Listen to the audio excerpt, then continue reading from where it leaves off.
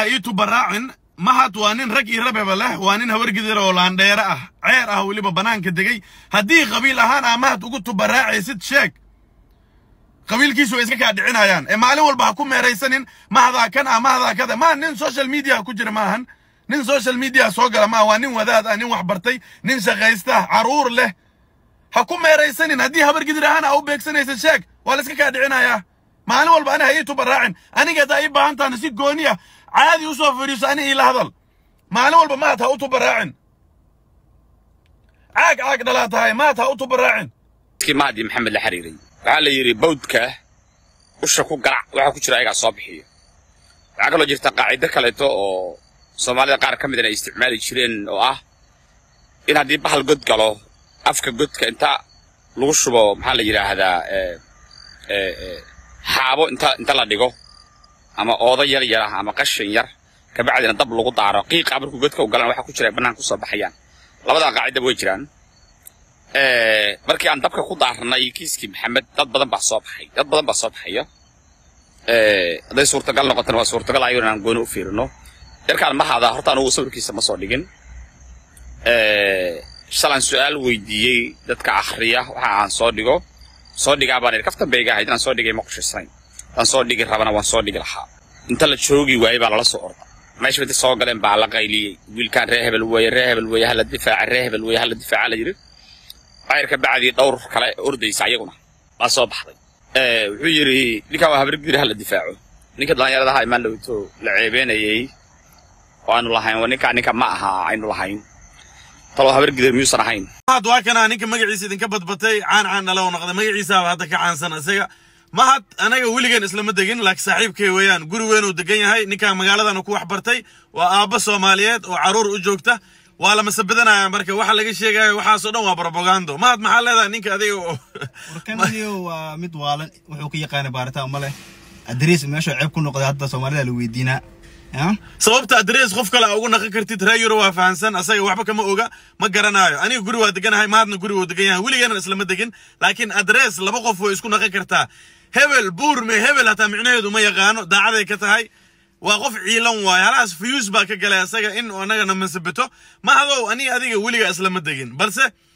isku magac ama isku adrees waa la naqan karaa magaalana waa mataqaan guri hal qof waa lagu wada qoran karaa sababaha iyo waxa keenay ama waxa koos gareenay asaga hadda aqoon uma lahan waxa keenay mataqaan inuu adigu ku caayo waa maxkaashay ma qaabka de tubaraac adigu ku tubaraac maxay qabiil ahaan ku tubaraac miya wuxuu yahay xataa ma aqaan horta wallahi wargid ahaan ku tubaraac wax kale ma irta istibadnaa ka badatay ana xal luuq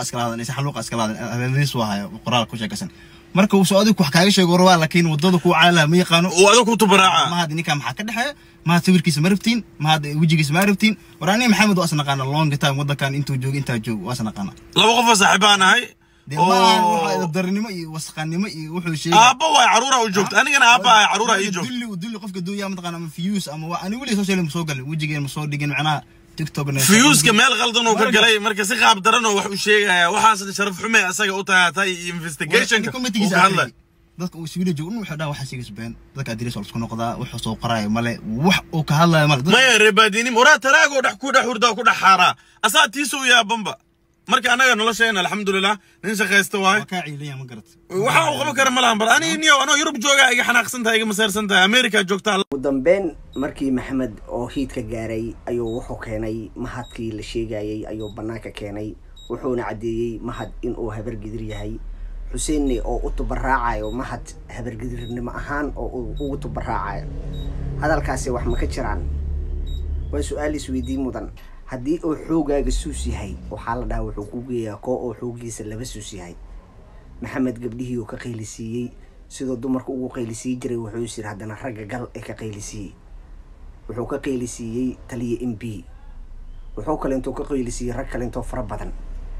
balse tookadiisa ayay joogtaa lajan waxaa helay ciidamada dambi baarista muu ka tirsanaa jiraa is leedahay soo wax u baaray haddii aad aragto waa yaabaysaa ugu dambeyn maxamed sida loo dabagalay kiiskiisa loo baarayay waxaa la gaarsiiyay mahad aysan dadka aqaanin in banaanka la keeno hadallada maxamed waxaad ka dareemaysaa baqdin iyo cabsi iyo fuleynimo ayaad ka dareemaysaa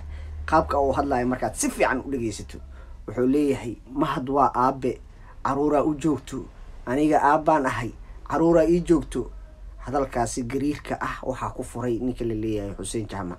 jis ayaa laga dhigayo dadka dhihi jiray balse asiga ayay jis ka dhigeen bembaro amba beecbaro ninkani waa nin bembartay waa nin beenlow ah xataa isdhihi maayo war waa ama lagugu fahmaa hadalladaada ama la fahmaa kuma jirto maalinba maalinta kasii dambaysa beenka xoog badan oo sheegaa